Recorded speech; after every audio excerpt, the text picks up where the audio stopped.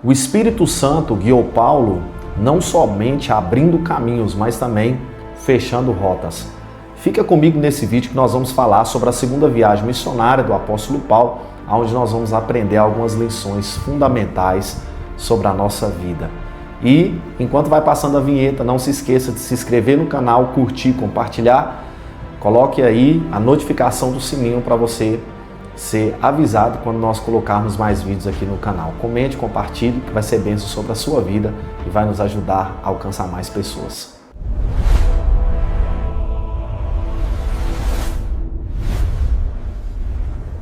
Olá, meus irmãos, a graça e a paz do nosso Senhor e Salvador Jesus Cristo. Estamos aqui no nosso 8º vídeo da nossa série sobre a vida do apóstolo Paulo e nós vamos falar nessa feita sobre a segunda viagem missionária. Mas se você olhar aí no nosso canal, nós temos os vídeos anteriores. Você que ainda não assistiu a sequência que nós gravamos para chegar até nesse vídeo, depois você procura aí no nosso canal que vai estar todos os vídeos aí na pasta de série de mensagem, que eu creio que vai edificar muito a sua vida. E nessa oportunidade nós estaremos falando sobre essa segunda viagem missionária que começa de uma forma poderosa sobre a vida de Paulo, mas talvez na contramão do que qualquer oportunidade aconteceria sobre a vida de uma pessoa. No capítulo de número 15, no versículo de número 36 de Atos dos Apóstolos, assim diz o texto da palavra do Senhor. E alguns dias depois, disse Paulo a Barnabé: tornemos a visitar nossos irmãos por todas as cidades que já anunciamos a palavra do Senhor, para ver como estão. E Barnabé aconselhava que tomasse consigo a João, chamado Marcos.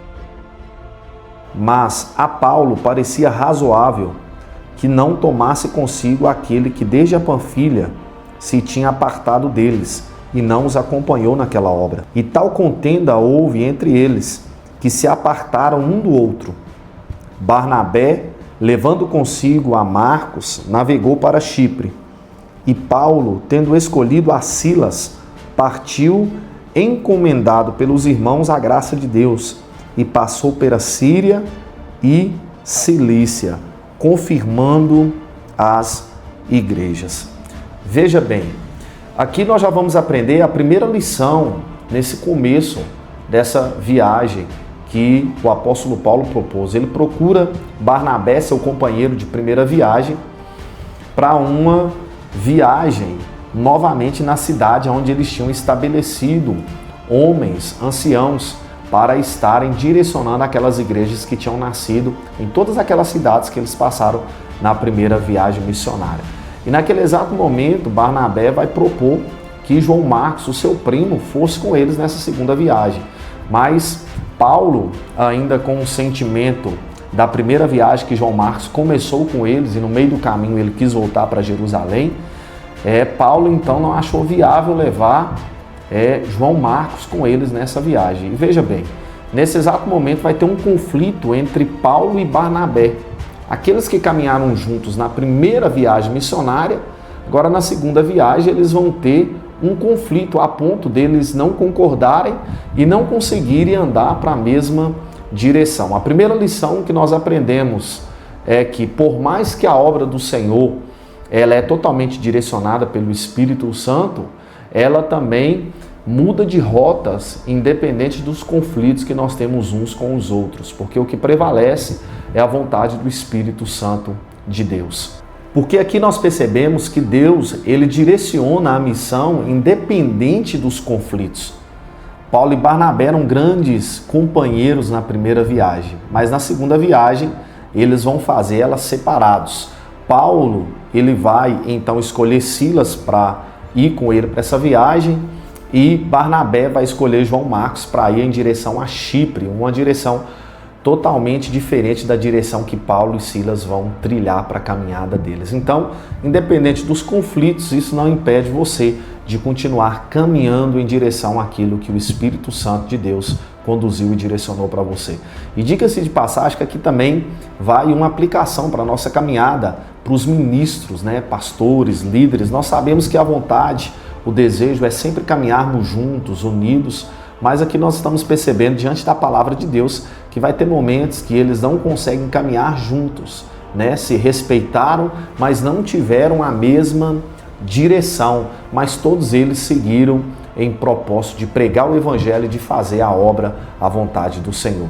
E quando Paulo e Silas, eles vão em direção a essa segunda viagem missionária, eles vão passar em muitas cidades. E eu vou estar falando aqui alguns pontos importantes, porque como essa é uma viagem que vai ter alguns lugares que eles vão passar, mas vai ter alguns que vai ser mais importante pelo destaque bíblico que nós teremos, pelas lições que nós vamos aprender.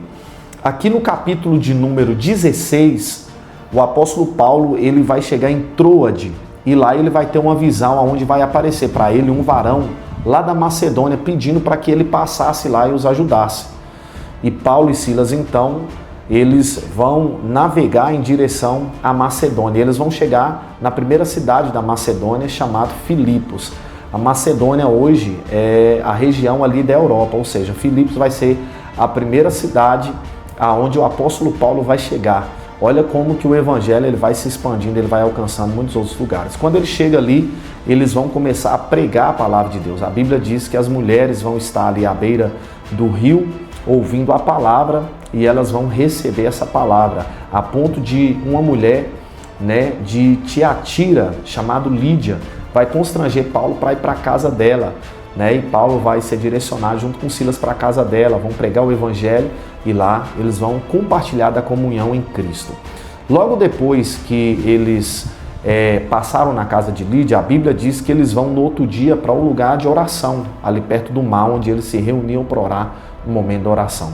E de repente eles vão encontrar com uma mulher que ela ganhava dinheiro fazendo adivinhações sobre a vida das pessoas.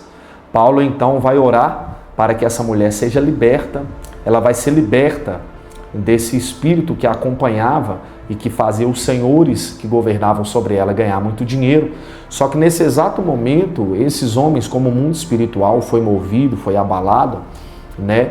Esses senhores não vão concordar e eles vão começar uma perseguição muito grande contra Paulo e Silas, a ponto de influenciar as pessoas, para que as pessoas prendessem eles. E nesse exato momento, eles vão ser açoitados. Além de ser açoitados, vão ser presos no cárcere. E o carcereiro vai pegar eles e levar eles ao cárcere interior.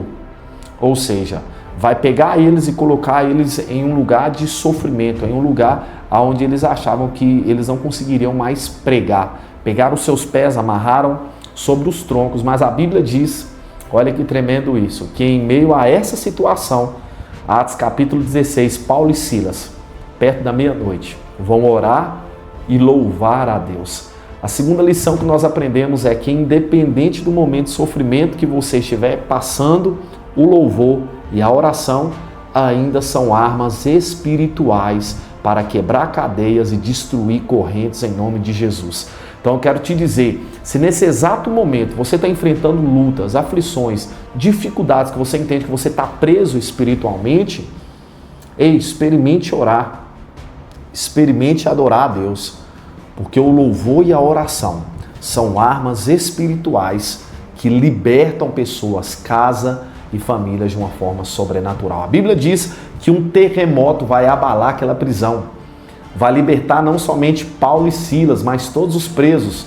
E olha o poder da libertação, o carcereiro, porque naquela época, o carcereiro que era responsável pela prisão, se alguém fugisse, quem pagava pela vida era o carcereiro. Então, naquele momento, o carcereiro pula no meio daquela prisão, daquele cárcere, para tentar tirar sua vida. E Paulo e Silas, porque ele pensou que os presos tinham fugido, Paulo e Silas falam com ele, não tira a sua vida, porque todos aqui estamos.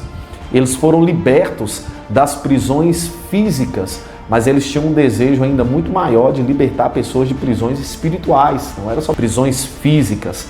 Naquele momento em que o carcereiro, ele vê que aqueles homens estavam todos ali, ele faz aquela pergunta áurea: como eu vou fazer para me salvar? Ou o que eu posso fazer para me salvar? E Paulo então diz, crê no Senhor Jesus e será salvo tu e a tua casa. Aquele homem abriu as portas da sua casa para que o evangelho fosse pregado. E olha o que o texto bíblico diz em Atos capítulo de número 16. Olha que lindo isso, no versículo 32 em diante. e lhe pregavam a palavra do Senhor, e a todos os que estavam em sua casa.